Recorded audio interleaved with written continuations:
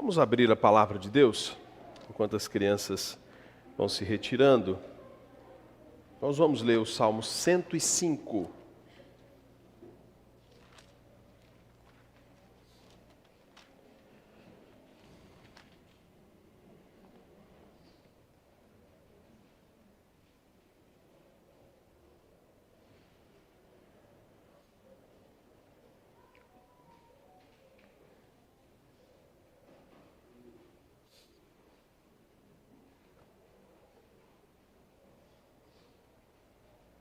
Salmo 105. Diz assim: Rendei graças ao Senhor, invocai o seu nome, fazei conhecidos entre os povos os seus feitos. Cantai-lhes salmos, narrai todas as suas maravilhas. Gloriai-vos no seu santo nome, alegrem-se o coração dos que buscam ao Senhor. Buscai o Senhor e o seu poder, buscai perpetuamente sua presença. Lembrai-vos das maravilhas que ele fez, de seus prodígios, e dos juízos dos seus lábios, vós, descendentes de Abraão, seu servo, vós, filhos de Jacó, seus escolhidos. Ele é o Senhor nosso Deus, e os seus juízos permeiam toda a terra. Lembrai-vos perpetuamente da sua aliança, da palavra que empenhou para 1000 gerações, da aliança que fez com Abraão e do juramento que fez a Isaque, o qual confirmou a Jacó por decreto e a Israel por aliança perpétua, dizendo: dar-te-ei a terra de Canaã como quinhão da sua herança. Então eram eles, em pequeno número, pouquíssimos e forasteiros nela. Andavam de nação em nação, de um reino para o outro reino. A ninguém permitiu que os oprimisse, antes, por amor deles, repreendeu a reis, dizendo: não toqueis nos meus ungidos, nem maltrateis os meus profetas. Fez vir fome sobre a terra e cortou os meios de se obter pão. Adiante deles enviou um homem, José, vendido como escravo, cujos pés apertaram com grilhões, e a quem puseram em ferros, até cumprir-se a profecia a respeito dele e tê-lo provado, a palavra do Senhor. O rei mandou soltá-lo, o potentado dos povos o pôs em liberdade, constituiu o senhor de sua casa e mordomo de tudo que possuía, para a seu talante sujeitar os seus príncipes e os seus anciãos e ensinar a sabedoria. Então Israel entrou no Egito, e Jacó peregrinou na terra de Canaim, ou de Cã, melhor dizendo. Deus fez sobremodo fecundo o seu povo e tornou mais forte do que os seus opressores. Mudou-lhes o coração para que odiassem o seu povo e usassem de astúcia para com os seus servos. Amém. Senhor, bendito seja o teu nome, que nos concede nesta manhã de domingo, dia do Senhor, o privilégio de meditarmos mais uma vez em sua palavra. Lembrar dos teus grandes feitos, lembrar de sua soberania, de suas alianças e do grande amor do Senhor para com o seu povo. Que não seja apenas um conhecimento intelectual, que gere apenas um conhecimento, Pai, mas que adoremos ao Senhor por tudo que o Senhor tem feito, por tudo que o Senhor fez e por tudo que tem feito pelo seu povo. Conduza-nos em nome de Jesus. Amém. Meu irmão e minha irmã, nós chegamos então ao final do livro de Gênesis, o livro da origem. Nós estudamos as gerações ou as genealogias e começamos, alguns domingos atrás, o estudo da última genealogia, que é a genealogia ou a geração de Jacó. Embora José, nessa última parte, assuma um protagonismo muito interessante, a história não é de José. A história é de Jacó. A história vai contar como o Senhor, nesse período da vida de Jacó, cumpriu as suas promessas feitas outrora. Promessas feitas a Abraão, como o Senhor prometeu e cumpriu estas promessas no tempo presente, de uma forma imediata, e está cumprindo essas promessas no decorrer da história, ao longo da progressão da revelação. Você vai se lembrar que nessa última parte, iniciada no capítulo 37, o texto vai trazer um problema familiar muito grande. E eu disse em minha última aula aqui, que se tem uma palavra que define bem a família de Jacó, é engano. Um vai enganando o outro, e todo mundo sai enganado nessa história. Mas esse é o povo que o Senhor chamou, esse é o patriarca que o Senhor trouxe para a história da redenção por graça. Nós vimos que, como tudo isso surgiu, Jacó tem um sonho e ele é vendido, e falamos sobre o favoritismo que ele tinha dentre de seus irmãos, seu pai o amava, deu uma túnica especial para ele. E vimos também que José trazia sempre relatórios desfavoráveis dos seus irmãos. E isso gerava cada vez mais atrito entre eles. E José, então, vai tomar conhecimento de onde estavam seus irmãos, e eles têm a ideia de matá-lo. E há intervenção dizendo, não, vamos matar ele para que não haja sangue em nossas mãos, joga na cisterna, vendem José e ele vai parar no Egito. E no Egito ele vai parar na casa de Potifar e decide manter-se fiel ao Senhor e vai para a prisão, e Faraó tem sonho, e tudo isso na terra do Egito. Capítulo 42. No capítulo 43, eu quero que você volte os olhos lá para o capítulo 43 de Gênesis. No capítulo 43, já vai falar, que já vai dar uma ênfase onde estava, a partir do 42, melhor dizendo, o capítulo 42, já vai ter início falando sobre Jacó. Sabedor, versículo 1, Jacó, de que havia mantimento no Egito, olha que o cenário mudou, 41, melhor dizendo, corrigindo aqui, quando eu disse que o 42 termina no Egito, o 41 termina no Egito, o 42 começa fora do Egito. Sabedor Jacó de que havia mantimento no Egito, disse aos seus filhos, por que estáis aí a olhar uns para os outros? E ajuntou, tendo ouvido que há cereais no Egito, descei até lá e comprai-nos deles, para que vivamos e não morramos. Meus irmãos, nós chegamos aqui então ao apogeu da história de José. Estamos chegando no ápice dessa história. E nós vamos completar o livro de Gênesis hoje. Para isso eu quero sugerir que a gente divida ao menos em 3 partes. E por que a gente vai dividir ou percorrer tantos capítulos desta vez? Porque a gente vai ver relatos que são paralelos. Por exemplo, alguém pode ler para a gente Gênesis 42, do 1 ao 4, e outra pessoa Gênesis 43, a partir do versículo 1? Vamos lá? Pode levantar a mão que o Daniel leva o microfone. Gênesis 42, do 1 ao 4, e nós vamos ler Gênesis 43, do 1 ao 14.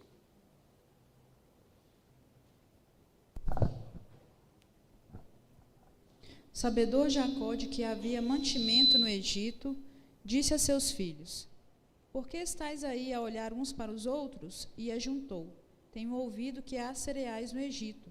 Descei até lá e comprai-nos deles, para que vivamos e não morramos. Então desceram 10 dos irmãos de José para comprar cereal do Egito. A Benjamim, porém, irmão de José, não enviou Jacó na companhia dos irmãos, porque dizia, para que não suceda acaso algum desastre. Ok, agora o 43, por favor, Gisele.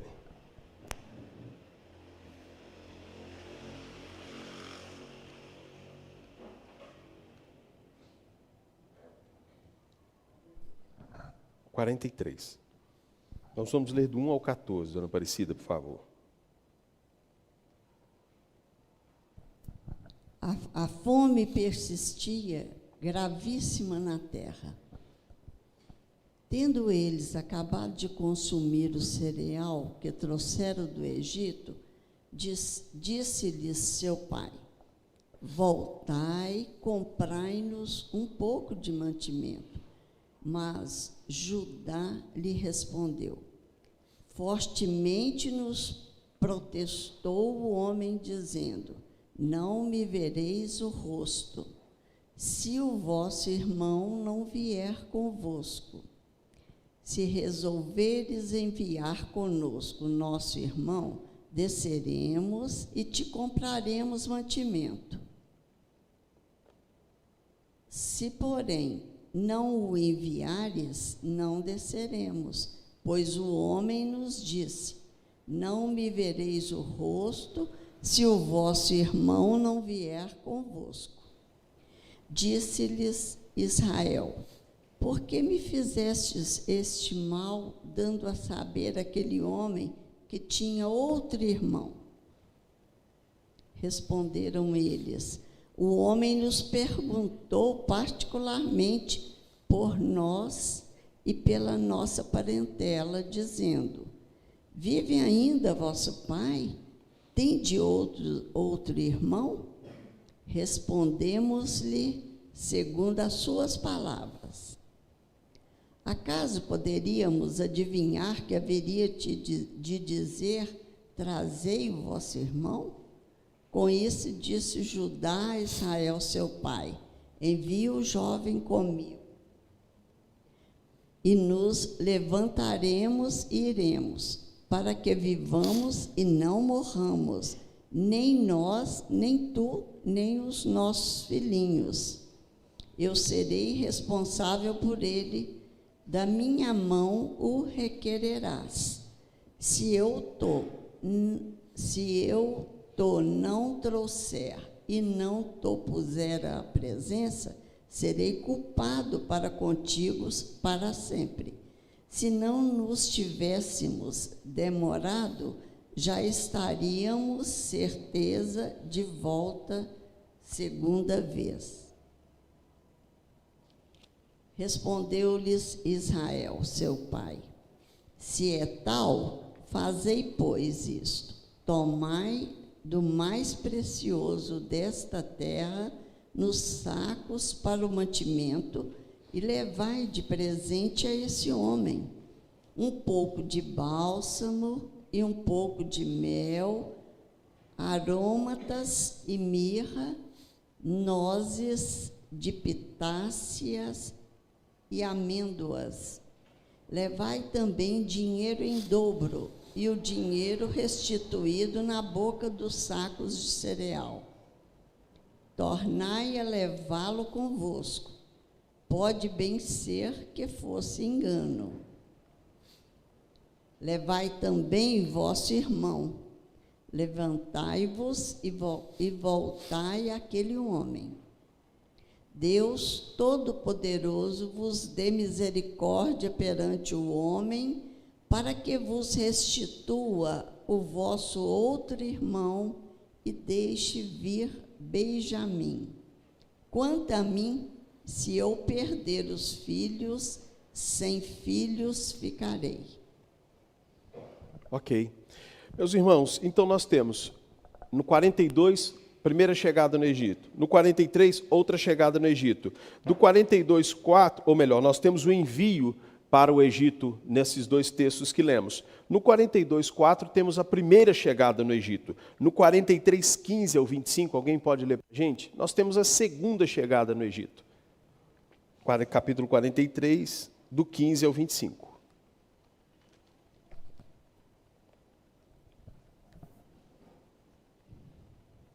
Tomaram, pois, os homens os presentes, o dinheiro em dobro, e a Benjamim levantaram-se, desceram ao Egito e se apresentaram perante José.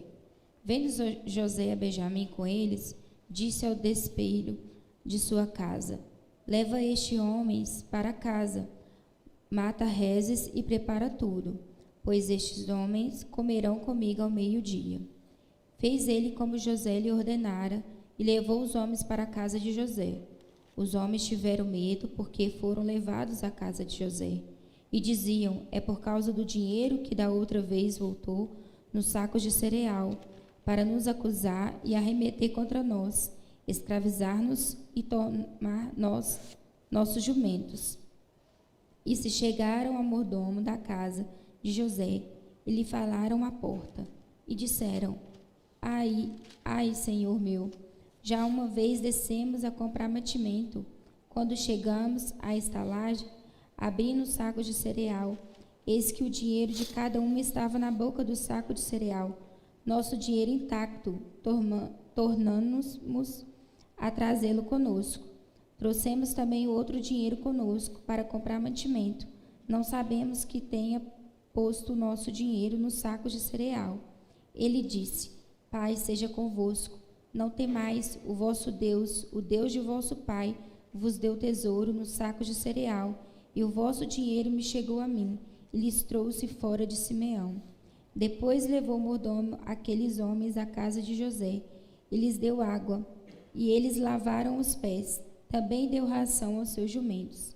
Então prepararam o presente para quando José viesse ao meio-dia, pois ouviram que ali haviam de comer. Ok, muito obrigado. Então, irmãos, por haverem esses paralelos, voltou novamente, nós vamos agrupar até o capítulo 45. Do 42 ao 45 faremos a primeira parte. Alguns pontos importantes para a gente considerar nesse capítulo, ou nessa primeira parte. Os irmãos de José se curvam diante dele por 3 vezes. Esse é um ponto interessante. Por que isso importa para a gente? Se lembram do sonho? Lembra? Os irmãos se curvando é o sonho se cumprindo. É aquilo que o Senhor disse acontecendo. Vamos lá na Bíblia para a gente conferir quais são essas 3 vezes. 42, versículo 6, e 43, versículos 26 e 28, e 44, 14. Quem pode ler para a gente? Só levantar a mão que o Daniel vai levar o microfone aí. Capítulo 42, versículo 6. José era governador daquela terra. Era ele quem vendia a todos os povos da terra. E os irmãos de José vieram e se prostraram rosto em terra perante ele.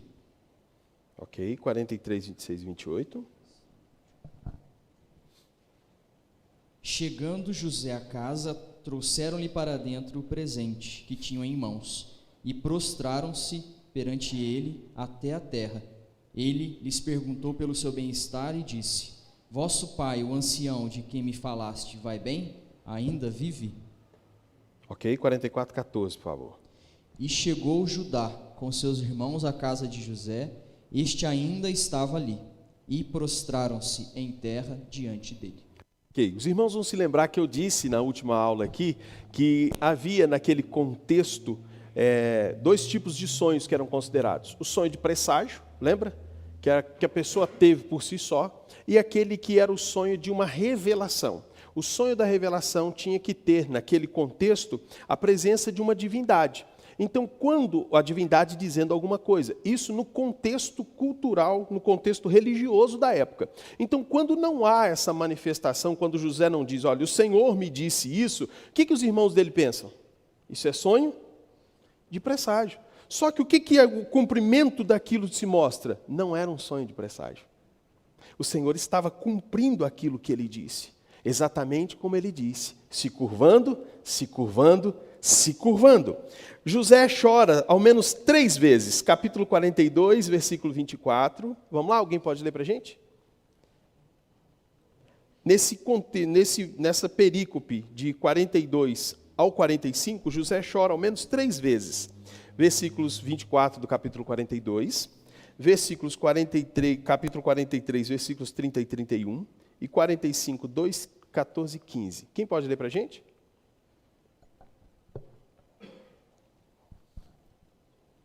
E retirando-se dele, chorou depois, tornando-lhes, falou. Tomou Simeão dentre eles e algemou na presença deles. Ok. 43, 30 e 31. José se apressou e procurou onde chorar, porque se movera a seu íntimo para com seu irmão. Entrou na câmara e chorou ali. Depois lavou o rosto e saiu, e conteve-se e disse, servi a refeição. Ok, 42, versículos 2, 14 e 15. 42? 42. Ou melhor, 45, desculpa. 45, versículos 2, 14 e 15. E levantou a voz em choro, de maneira que os egípcios a ouviam e também a casa de Faraó. Versículo 14. E versículo lançando-se ao pescoço de Benjamim, seu irmão chorou, e abraçado com ele chorou também Benjamim. José beijou a todos os seus irmãos, e chorou sobre ele, e depois seus irmãos falaram com ele. Ok, por 3 vezes se curvam, José chora ao menos em 3 textos. Capítulo 45, Marla, lê para a gente versículos 6, 7 e 8. Tem uma argumentação interessante nesses versículos. 45, 5, 7 e 8. Agora, pois, não vos entristeçais, nem vos irriteis contra vós mesmos, porque me haverdes vendido para aqui. Porque, para a conservação da vida, Deus me enviou adiante de vós. Porque já houve 2 anos de fome na terra, e ainda restam 5 anos em que não haverá lavoura nem colheita. Deus me enviou adiante de vós, para conservar a vossa sucessão na terra, e para vos preservar a vida por um grande livramento. Ok. Deus mostra para José o que ele faria para o povo de Israel. Ele tem sonhos, ele vai para o Egito, o Senhor o guarda, como resumimos aqui rapidamente, mas chega a hora então de José deixar a humilhação e ser exaltado. Lembre-se que isso aponta para um libertador humilhado e exaltado, para um resgatador, alguém que tira da miséria, alguém que tira da condição. Mas qual o propósito disso? Eu já vi pessoas pregando sermões sobre José e dizendo que Deus vai te tirar da situação difícil, Deus vai te honrar e Deus vai te colocar lá entre os grandes, entre os príncipes. Você vai para a casa de Faraó, afinal de contas, quem chorou ontem vai sorrir hoje, os humilhados serão exaltados. Mas é esse o propósito aqui? Qual o propósito? Os versículos que a Mayla leu, para a conservação da vida. 3 vezes o propósito é exposto. Por que Deus fez tudo o que fez até agora? Por que José foi levado para o Egito? Por que aconteceu tudo o que aconteceu? Para a preservação da vida. Lembre-se que o Senhor prometeu para Abraão abençoar, guardar, seria Deus aquele que proveria sustento, proveria para aquele povo proteção, e é isso que o Senhor está fazendo. Não é para a gente olhar e dizer, está vendo a bênção de ser fiel? Seja fiel ao Senhor, que então o Senhor vai te honrar. Óbvio que isso é uma verdade, mas uma verdade bem secundária, e é preciso pensar o que está por trás desse te honrar. Aqueles que são fiéis ao Senhor serão honrados usufruindo de comunhão com o Senhor, usufruindo de bênçãos espirituais, não necessariamente sendo governador. Há pessoas que nunca saíram do anonimato, que não estão lá em Hebreus capítulo 11, não está lá o nome da pessoa, mas usufruíram de bênçãos infinitas na presença de Deus. Então, qual o propósito? O Senhor não está tratando apenas com José, o Senhor está principalmente cumprindo a sua promessa. Passa por tudo isso, e o propósito de tudo isso é preservação da vida. Mas há um outro ponto interessante. Judá, no seu discurso, e é interessante que Judá, a partir do capítulo 38, Judá começa a aparecer. A gente vê Judá aqui, a gente vê Judá ali, a gente vê Judá fazendo algumas declarações importantes. Vamos lá, capítulo 44, versículos 18 ao 34. E eu quero que, olhando para o texto, você tente identificar uma palavra que vai repetir várias vezes nesse texto. Vamos lá? Capítulo 44, de 18 ao 34. Quem pode ler para a gente? 44, do 18 ao 34. Então Judá se aproximou dele e disse: Ah, Senhor meu, rogo-te, permite que o teu servo diga uma palavra aos ouvidos do meu senhor, e não se acenda a tua ira contra o teu servo, porque tu és como o próprio Faraó. Meu senhor perguntou a meus servos: Tendes pais ou irmão? E respondemos ao meu senhor: Temos pai já velho e um filho da sua velhice, o mais novo, cujo irmão é morto, e só ele ficou de uma mãe, e de seu pai o ama. Então disseste aos teus servos: Trazemo-no para que ponham os olhos sobre ele. Respondemos ao meu senhor: O moço não pode deixar o pai. Se deixar o pai, este morrerá. Então disseste ao teu servo: Se vosso irmão mais novo não descer conosco, nunca mais me vereis o rosto. Tendo nós subido a teu servo, meu pai, e ele repetido as palavras do meu senhor, disse nosso pai: voltai, comprai-nos um pouco de mantimento.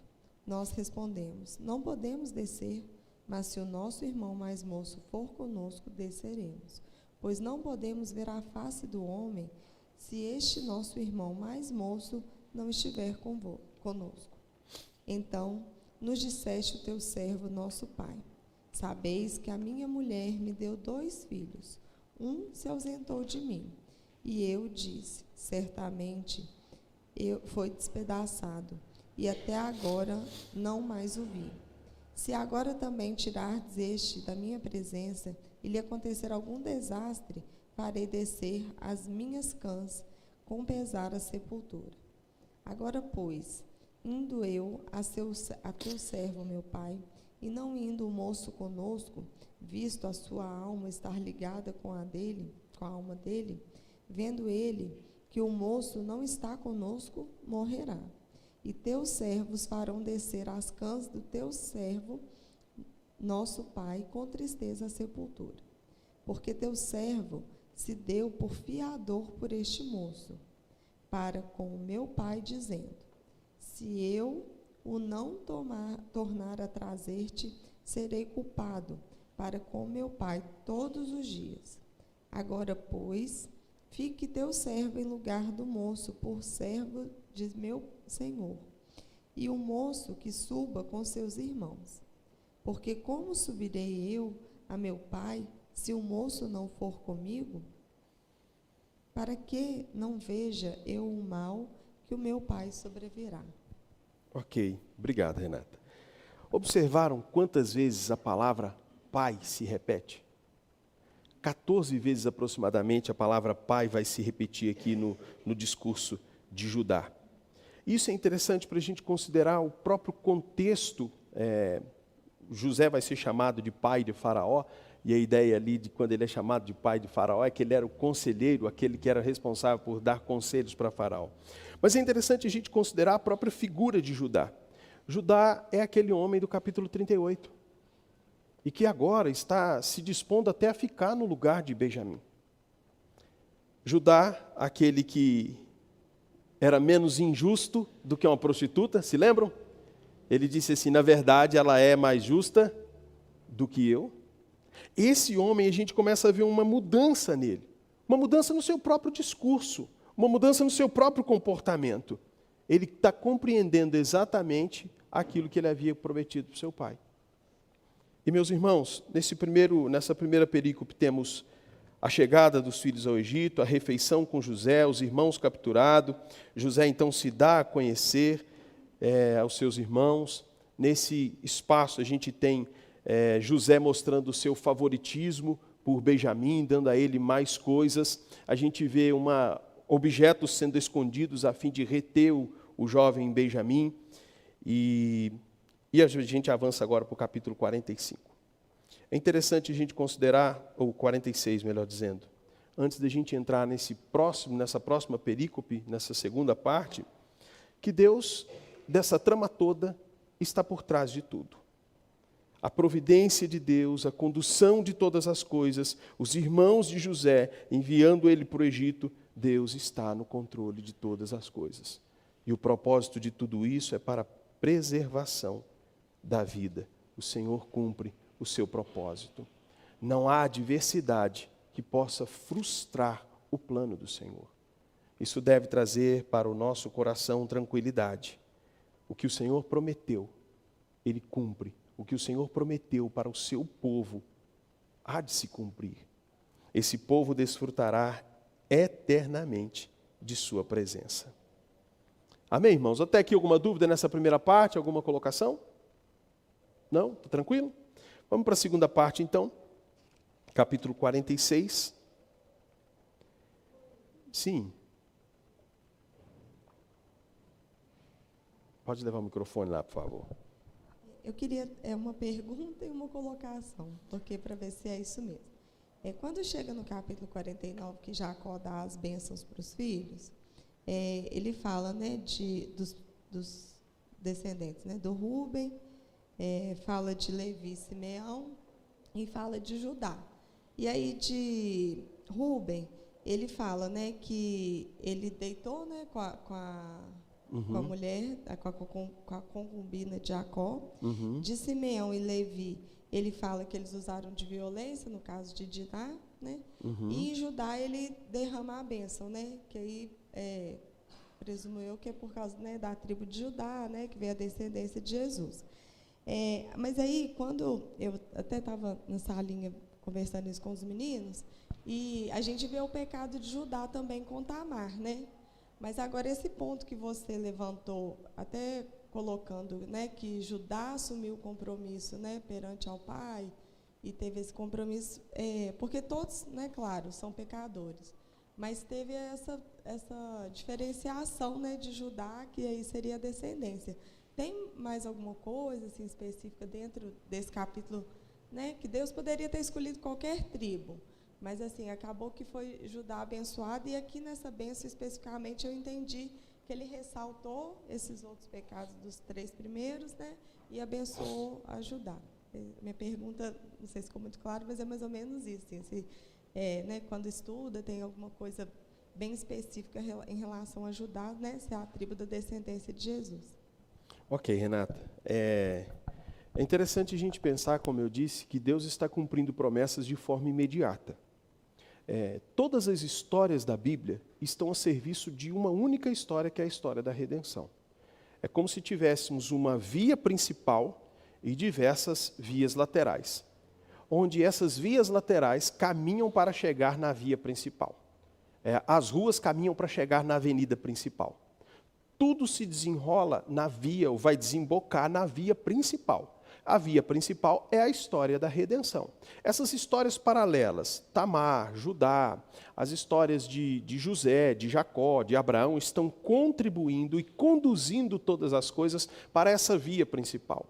Hoje, para a gente, do lado de cá da cruz, hoje, olhando por cima a história, tendo ideia do início, do seu desenrolar e do seu ápice, fica muito mais claro para a gente conseguir compreender tudo isso. A gente compreende tudo isso à luz da própria Escritura. A Escritura está mostrando que Deus cumpriu por um momento e está cumprindo para um tempo futuro. E quando a gente olha para o desenrolar, Judá é parte principal, ou é uma via importante para chegar nessa avenida da redenção. E o que eu acho interessante é que a Bíblia não esconde as mazelas daqueles que Deus chama para fazer parte de um plano muito importante. Olha como que Judá surge na história. Se a gente pegar Judá no capítulo 38, a gente vai dizer assim, quero ser seu amigo não, Judá. Não estou contigo não. Mas o Senhor traz pessoas improváveis para a sua história de redenção, para participar dessa história. A gente poderia mencionar não só Judá, mas tantos outros personagens da Bíblia que cometeram pecados e pecados terríveis. Mas esses pecados não fizeram com que o Senhor mudasse o seu plano. Muito pelo contrário. Quando a gente separa, e há um equívoco muito grande em separar Antigo Testamento lei e Novo Testamento graça. Há graça na lei, e há lei na graça também. Há graça na lei quando a gente lê essa história e diz assim, o Senhor não lançou Judá fora. Muito pelo contrário. Olha a bênção que Jacó vai proferir sobre ele. Há uma abundância tal que diz assim, vão lavar as vestes com vinho. O que é isso? Vinho é abundância, é prosperidade, é riqueza naquele contexto, né? Então, vocês vão ter tanto vinho que vocês vão até lavar roupa. E a linhagem de Cristo está em andamento e Judá faz parte dela. Então, Jacó abençoa. Agora, é preciso considerar que o Senhor não está deixando a história desenrolar e faz intervenções pontuais onde diz, aqui vai sair do eixo. Não, ele está conduzindo a história. Deus não deu o play lá no Éden e pegou pipoca e Coca-Cola para ver o que ia rolar dessa história, desse filme, ou dessa série, né? Onde tem capítulos e capítulos. Não, não é isso. Ele continua dirigindo essa história e garantindo que essa história cumpra o seu propósito principal. Por isso, Judá começa a aparecer, começa a ter protagonismo, começa a receber bênção do seu pai de uma forma diferente de seus irmãos. Oi?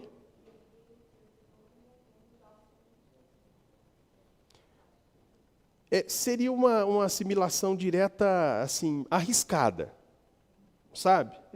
Por que seria essa assimilação direta? Eu acho que ela é um pouco arriscada para fazer. O vinho aqui significaria o sangue de Jesus. Eu acho meio arriscado, dentro do próprio texto, a gente fazer isso de forma tão direta. A pergunta era isso que Jacó queria dizer? Não me parece ser o objetivo ter isso tão claro, ok? Mais alguma pergunta, irmãos? Oi? Não, porque ele não era o primogênito, né? Judá não era o primogênito. Só ver se eu entendo também, tá, William? Sim, vamos lá. Se tiver errado. Gênesis, né? Fala da origem, né? Do propósito de Deus. Isso, genealogias, Toledotes. E ali houve uma situação em que o pai, ele olha para os irmãos assim, para que vocês vão ficar olhando uns para os outros? Nós vamos ficar aqui morrendo de fome? Tem comida no Egito. Uhum. E só tinha comida em um lugar, que era o celeiro onde José guardou ali o alimento. Uhum. Né? E a Bíblia fala que com aquele alimento José comprou todas as terras ali. O Egito cresceu. Da forma ali, administradora ali. E Faraó vai chamar ele de Safenate Paneia, né? O salvador do mundo. Uhum. Só que, quando os os filhos de Jacó vão no Egito, eles só queriam pegar comida e ir embora. Eles só queriam pegar a bênção. Eles não queriam abençoar Deus, só queriam a bênção. Uhum. E diante daquela situação, o pai ainda vive, traz o outro irmão. Aí eu vejo aqui a súplica de Judá, como que Judá, ele abre o seu coração ali, ele suplica porque ele não podia voltar a ser o irmão, ele sabia que o pai dele, e é no momento, no início do capítulo 45, que José tira todo mundo de lá e ele se revela, sabe? Eu vejo assim um ato, por que Jesus é o leão da tribo de Judá? É daquele que abre o seu coração mesmo, que suplica, que se humilha, então o Senhor se revela a ele de forma extraordinária. E aquele que eles haviam vendido, que eles achavam que estava morto, agora se revela como aquele que está vivo e estava ali para cuidar da vida deles. Eu entendo dessa forma, tá? Porque que Judá foi escolhido, né? Era pecador como todos nós. Mas aqui dá um indício, né? É aquele que realmente, né, se derrama, que suplica, que abre o seu coração e Deus se revela a ele. É interessante, Franklin, que quando Jacó vai falar com Judá, ele diz que ele é um leãozinho e diz que a mão vai estar na garganta do inimigo. Ou seja, ele triunfa, ele prevalece. E você vê a história de Judá, por exemplo, quando o próprio Israel se divide em reino do norte e reino do sul, quem ficou como reino do sul? Judá. Judá se torna o reino do sul.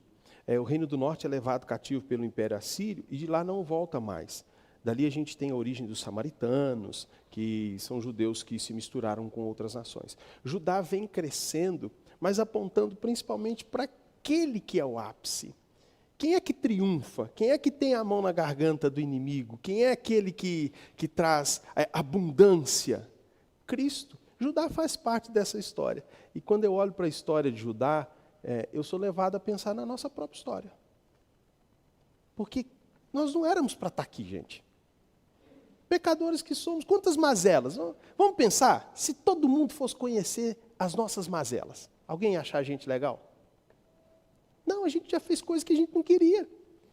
A gente já trilhou caminho que a gente tem até vergonha. Se fosse para pegar e falar assim, vou ligar o telão aqui da igreja aqui, dá o play aí na vida do fulano. A gente ia dizer, pelo amor de Deus, não faz isso não. Por quê? Porque a gente morre de vergonha. E quem o Senhor chamou? Como chamou Judá? Como chamou Davi? Eu não queria ser amigo de Davi, gente. Ele costuma tomar a mulher dos amigos e matar os amigos. Eu ia dizer assim, não, rei, beleza, quero ser amigo seu não. Mas o Senhor traz essas pessoas. No sermão de domingo, quando eu expus o Romanos, eu disse que Deus traz essas pessoas. Olha que incrível. Quem a gente até acha que não devia estar, o Senhor traz e coloca. Zaqueu, por exemplo, quando quer ver Jesus, porque era pequeno, precisa subir numa árvore. Se fosse uma autoridade querida, respeitada, todo mundo abre alas que lá vem o chefe. Não, ninguém dava espaço para ele. Ele teve que achar um espaço em cima de uma árvore. E Cristo olha para essa árvore. bendita árvore, e traz esse homem para a salvação. Assim como ele trouxe Judá para a história, e é interessante que nós estamos nessa história de redenção. É interessante ler na Bíblia e falar assim aqui, eu estou aqui. Eu estou aqui. Qual parte? Eu sou esse povo. Eu faço parte desse povo. Essa promessa pertence a mim também, como alguém que foi alcançado por Cristo. É fantástico. E o Senhor se revela, Franklin, muito mais do que o próprio José, né? Que, mesmo sendo humilhado e exaltado, é sepultado. Né? E engana também, né? José engana. O nosso Senhor não. Perfeito, perfeito resgatador, perfeito preservador da própria vida. Ok? Mais alguém, gente, sobre essa parte? Sim. A Bíblia nos traz. Judá está quebrantado, ele fala, achou Deus a iniquidade dos teus servos. Ele está prostrado diante do faraó, que para ele não era José, né? Era o faraó. Ele falou, achou Deus. Ou seja, ele reconheceu que não era nem o faraó a questão. Ele viu que Deus achou iniquidade. Ali houve um quebrantamento genuíno. Há uma transformação clara do homem do capítulo 38 para as cenas que ele está inserido. Há uma transformação. Mas é interessante pensar, gente, um homem com uma mente depravada pode sofrer uma transformação assim por si só? Não. Deus está, lembra que eu disse, não dando play, pegando pipoca e Coca-Cola para assistir, mas Ele está dirigindo a história. Ele está inclinando o coração. Vamos pensar aqui um pouquinho. José, dentro do contexto que ele estava no Egito, se não fosse a mão de Deus para mantê-lo fiel, não se manteria por si só. Não seria possível. É preciso compreender isso. Você só triunfará, preservará até o fim, porque o Senhor te guarda. É preciso você perseverar, mas você não pode perseverar sozinho. É preciso do Senhor, que é o nosso auxílio. Ele está o tempo todo, inclinando o coração, conduzindo todas as coisas, para que o seu plano, o seu propósito, se cumpra do jeito que Ele determinou. Ok, irmãos? Tranquilo até aqui? Avancemos então para a nossa segunda parte. Nós vamos, Gênesis 46, vamos ler o versículo 1. E Gênesis 47, versículo 31. Partiu, pois, Israel com tudo o que possuía, e veio a Berseba, e ofereceu sacrifícios ao Deus de Isaque, seu pai. Capítulo 47, versículo 31. Então disse Jacó, jura-me, e ele jurou, e Israel inclinou sobre a cabeceira da sua cama. É essa parte que a gente vai ver, 46, 47, que a gente vai tentar alcançar nessa segunda parte. É interessante que aqui o autor, o narrador, ele fala sobre a viagem, capítulo 46, versículos 5 e 6. Alguém pode ler, por favor? 46, 5 e 6.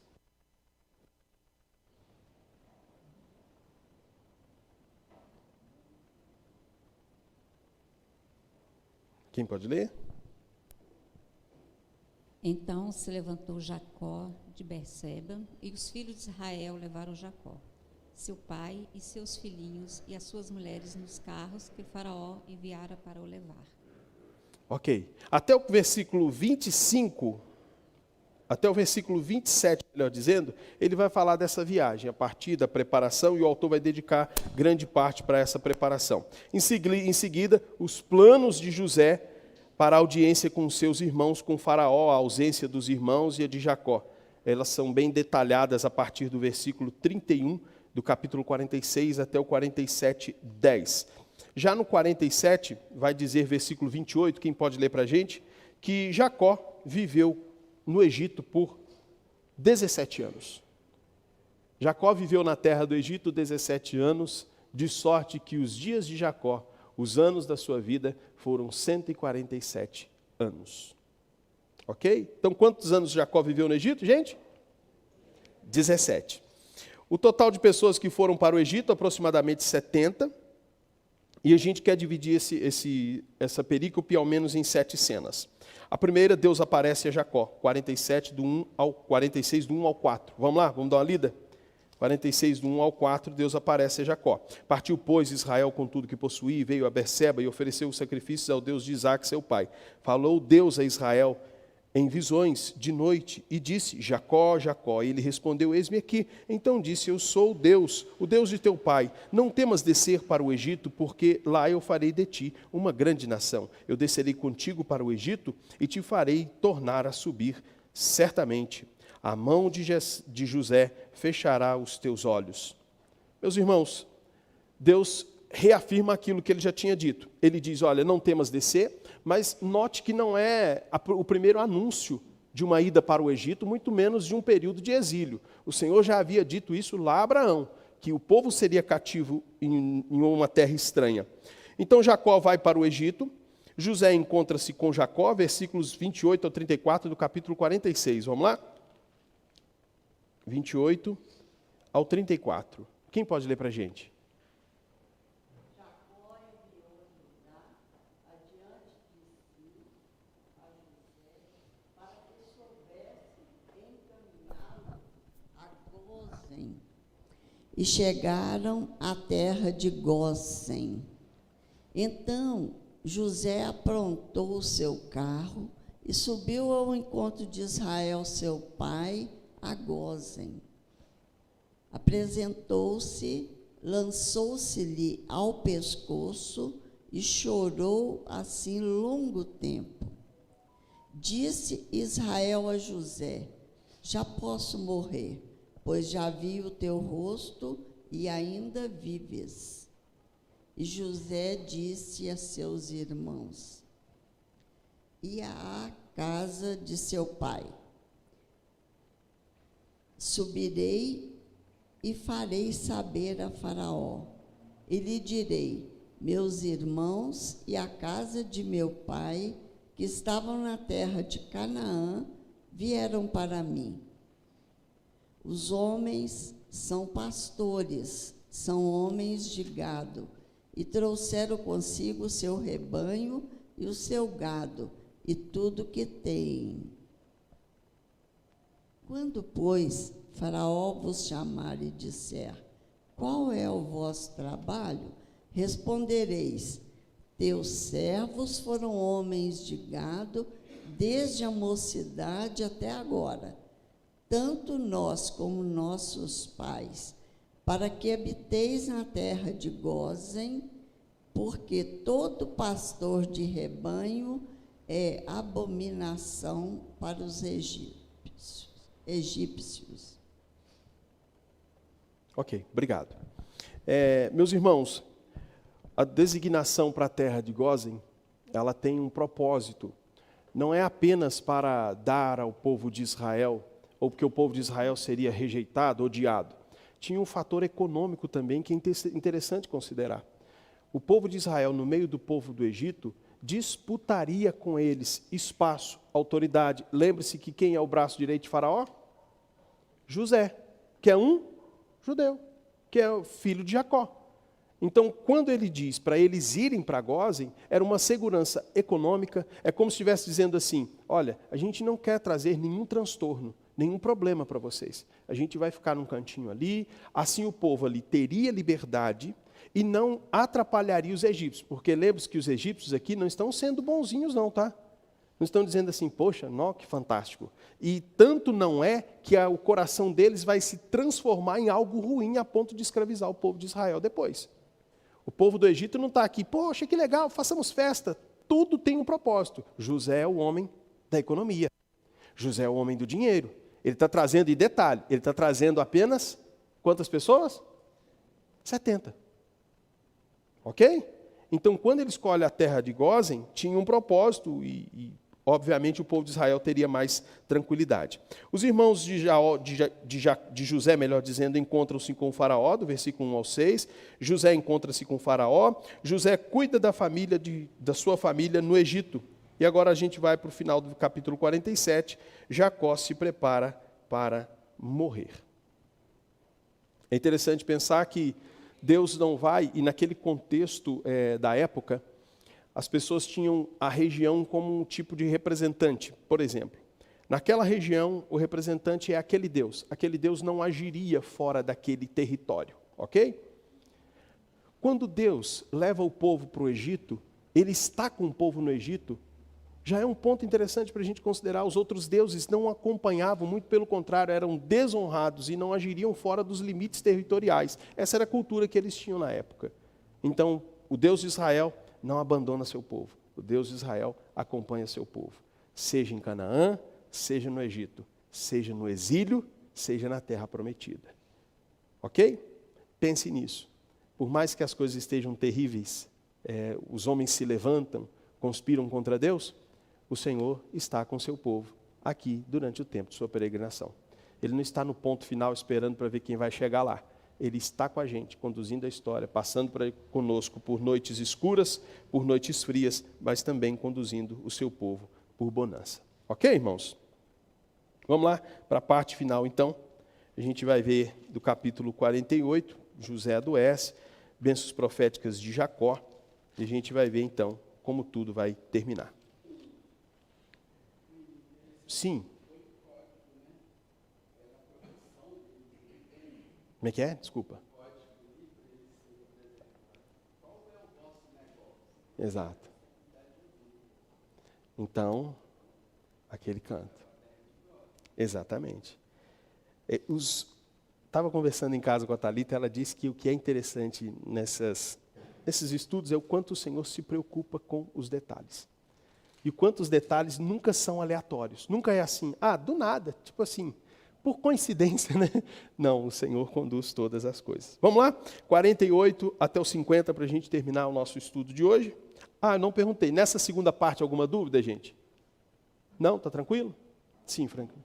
Só pegar o microfone.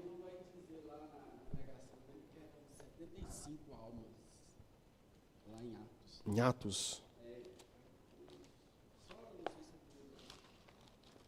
70. Cadê? Atos 7, 14. E José mandou chamar a Jacó, seu pai, e toda a sua parentela, que 7, era 14? de 75 almas. Estevão vai pregar lá. E ele resume um pouco dessa história, né? Uhum.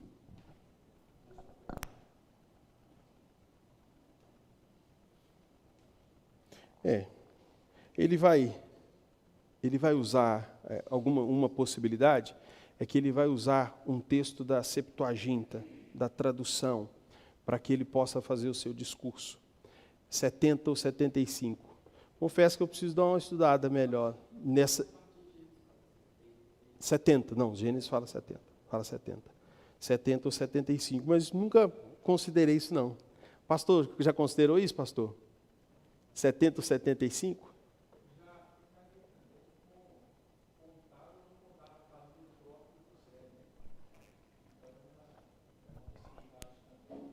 Sim.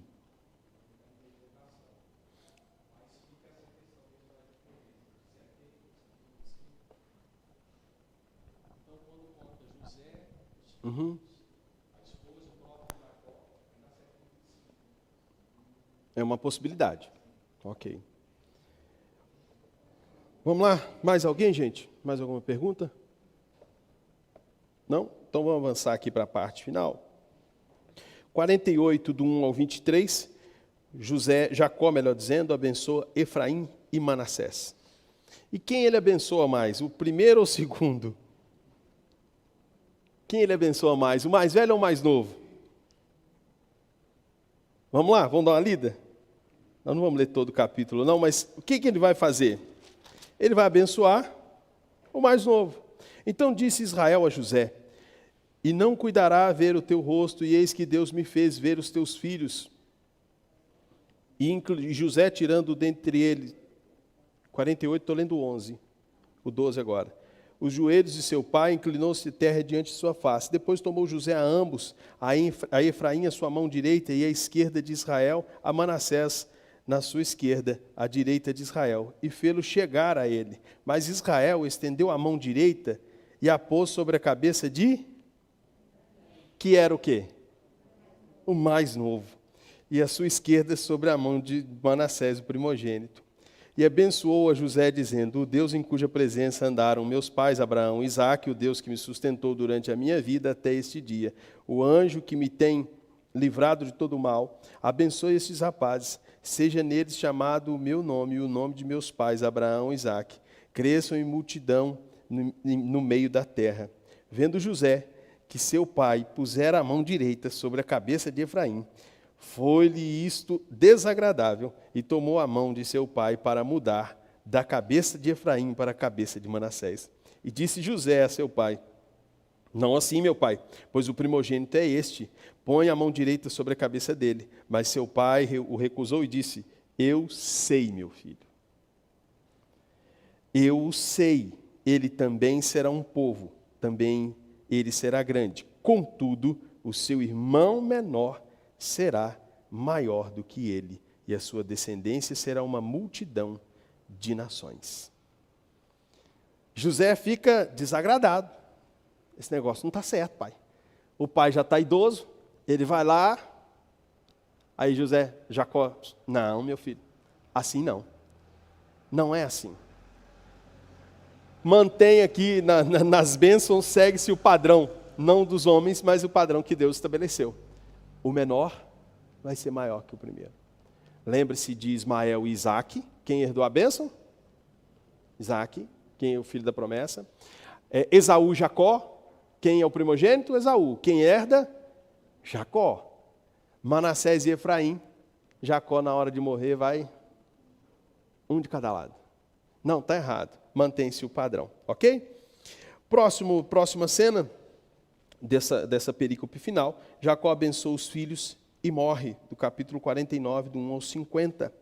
Jacó é embalsamado, 50 versículos 2 e 3.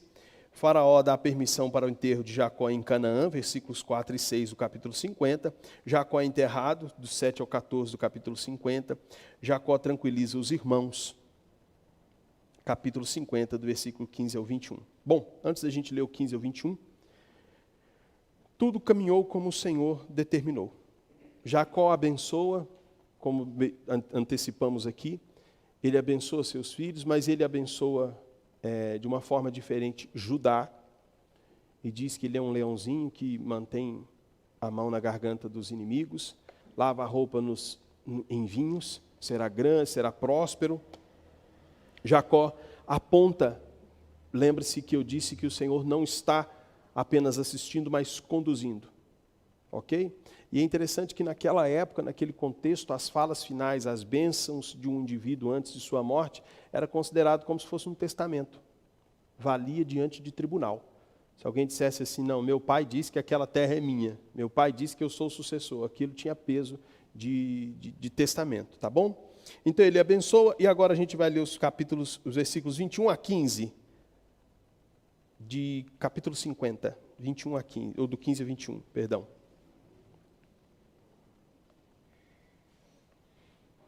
Quem pode ler para a gente? 15 ao 21.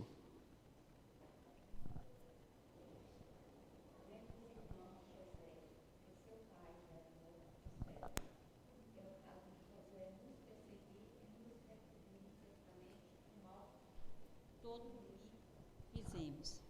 Portanto, mandaram dizer a José: teu pai ordenou antes da sua morte, dizendo: assim direis a José: perdoa, pois a transgressão de teus irmãos e o seu pecado, porque te fizeram mal.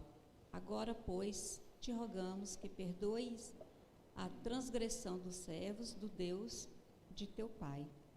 José chorou enquanto lhe falavam. Depois vieram também seus irmãos, prostraram-se diante dele e disseram: eis-nos aqui por teus servos. Respondeu-lhe José: não temais, acaso estou eu em lugar de Deus? Vós, na verdade, intentastes o mal contra mim. Porém, Deus o tornou em bem para fazer, como vedes agora, que se conserve muita gente em vida. Não temais, pois eu vos sustentarei a vós outros e a vossos filhos. Assim os consolou e lhes falou ao coração. Ok. Lembra do que eu disse? Que as palavras de alguém no leito de morte tinham um peso muito grande? Foi do que se valeram os irmãos. O que os irmãos falaram? Olha, teu pai disse o seguinte. Entendeu? José, eu tenho um negócio para te contar. Papai no leito de morte disse uma coisa que você precisa considerar, porque isso é muito importante. Estavam com medo, porque agora ele vai se vingar da gente.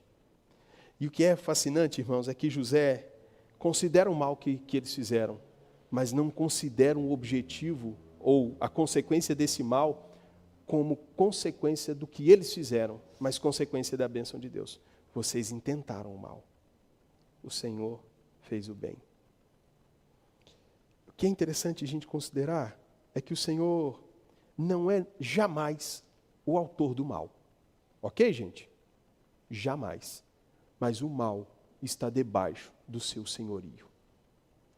O mal está debaixo do Senhor de Deus, do senhorio de Deus. Jesus certa vez disse assim, nenhum poder teria sobre mim se do céu não te fosse dado. Ou seja, isso aqui que você está fazendo tem um propósito. Esse encontro marcado aqui tem um propósito. Você me fará mal, mas é para o bem.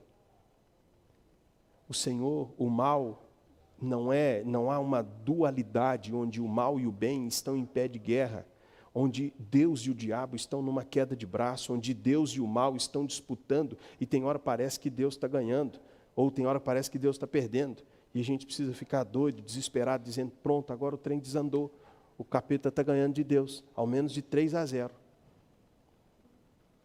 Foi esse o placar de ontem, não foi? Não foi? Então, às vezes parece que o diabo está ganhando de Deus, ao menos de 3-0. Mas a gente sabe que ao final o Senhor triunfa.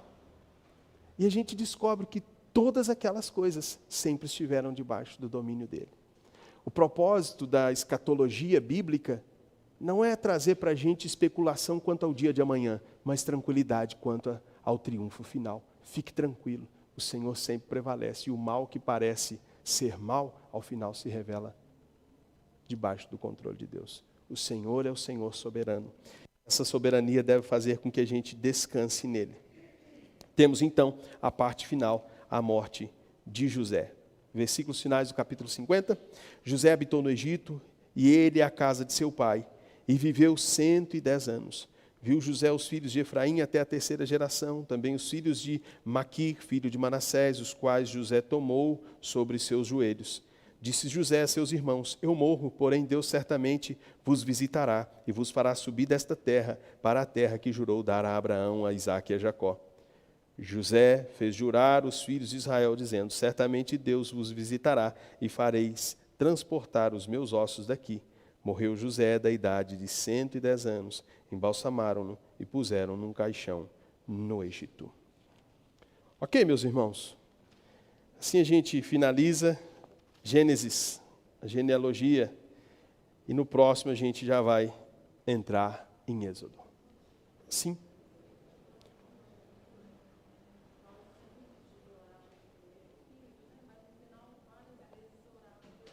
Pelo menor.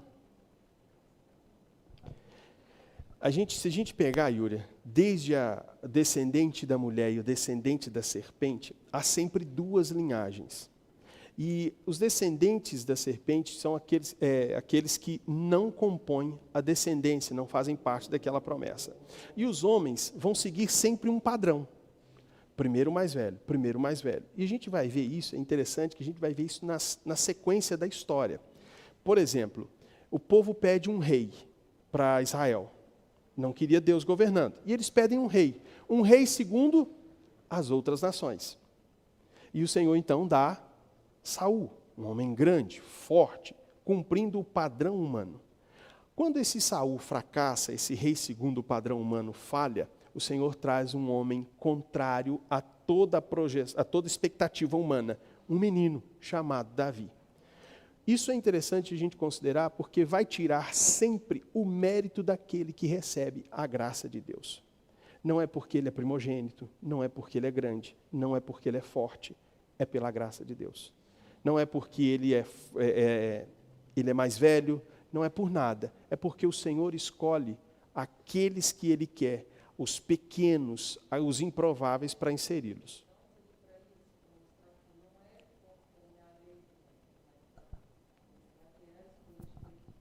Sim, se você pegar a progressão da Escritura, você vai ver isso o tempo todo acontecendo, chegando no próprio Cristo. Como que eles esperavam o Salvador de Israel? Não como Cristo nasceu. Esperava alguém que chegasse grande, forte, poderoso, destituísse o Império Romano. Olha como ele vem. Filho de quem? Nascido onde? A ponto de alguém falar, pode vir alguma coisa boa? Sempre o pequeno, o Senhor vai fazer isso. E olha para nós mesmos como igreja hoje. Os pequenos. Quem é o pequeno? Não é aquele que tem uma posição social menor. Não é que o Senhor está olhando só para os pobres e fracos, mas para aqueles que se reconhecem como pedintes, têm fome e sede de justiça, eles choram pelos seus pecados, eles são pequenos. Eles não estão dizendo assim, eu te dou graças por não ser como esse. Antes eles se curvam e dizem, ser propício a mim, pecador. Entende? Nunca aqueles que têm qualificação, nunca aquele que tem força na mão para fazer alguma coisa. Direito é sempre aquele que recebe um favor que não lhe pertencia. Ok? Irmãos, mais alguma pergunta para a gente encerrar? Sobre Gênesis, se você lembrar alguma coisa aí, a hora é agora, porque depois a gente vai dar um pulão na frente. Lembrando que nós falamos sobre terra e semente. Lembra? O que Deus promete para Abraão? Terra e semente, descendência. Agora esse povo cresce no Egito, vai crescer no Egito, vai se tornar uma grande nação, e esse povo está debaixo da lei do Egito. Esse povo é escravizado. Para esse povo ser uma nação livre, tendo terra e povo, eles vão precisar de uma lei. Ok? Esse povo vai precisar de uma lei. No livro seguinte, o que o Senhor vai dar a esse povo? Lei. Vai caminhar agora nessa direção. A gente vai ver diminuindo cada vez mais semente, vai passar a falar de lei. Ok? Diga, Franklin. Deus conserva o seu povo. Aí está nessa fala de José, né? Uhum. Não temais, porque porventura estou em um lugar de Deus, vos bem intentaste mal contra mim, porém Deus o tornou em bem para fazer como se vê neste dia, para conservar em vida a um povo grande. Lê Mateus 5:5, por favor. Isso. E João 14:2.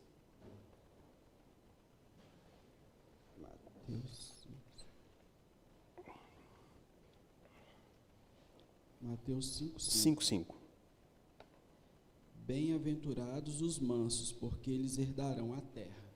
Há uma promessa de uma herança. João 14:2. João 14.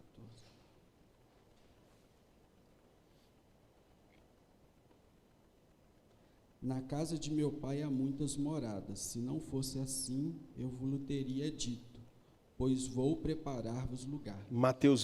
Apocalipse 21, 1 e 4, por favor. 1 e 4.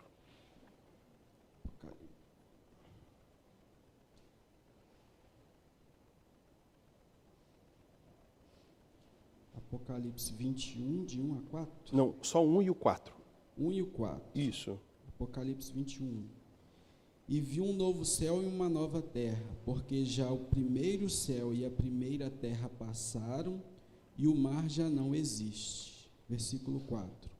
E Deus limpará de seus olhos toda lágrima, e não haverá mais morte, nem pranto, nem clamor, nem dor, porque já as primeiras coisas são passadas.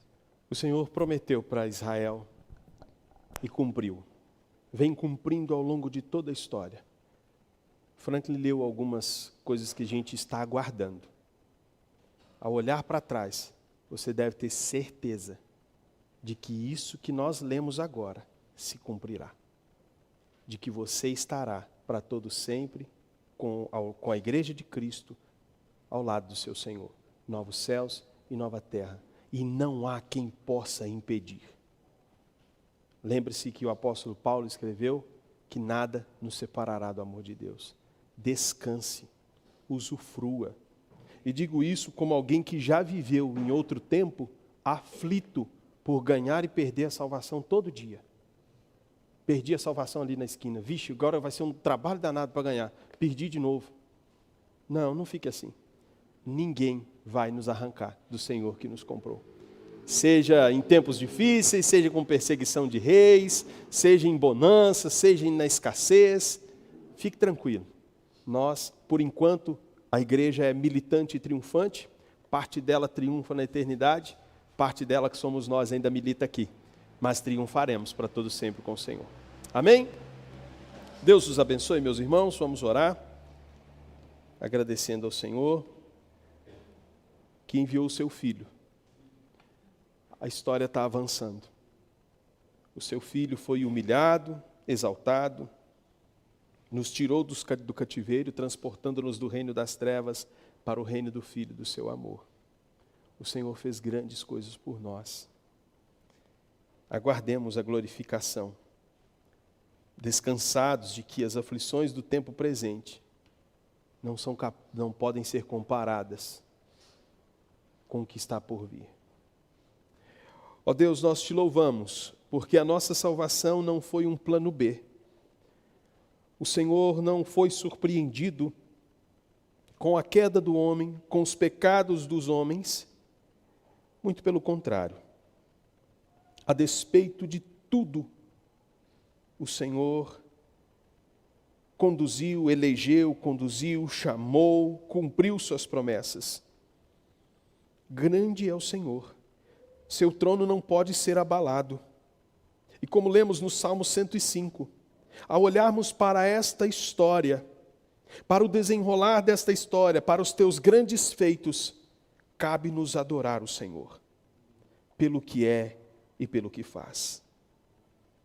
Ajude-nos a olhar para estas histórias que lemos, e não enxergar apenas a história de terceiros, mas a nossa história, a história do povo de Deus, que desde a criação nunca foi desamparado pelo Senhor.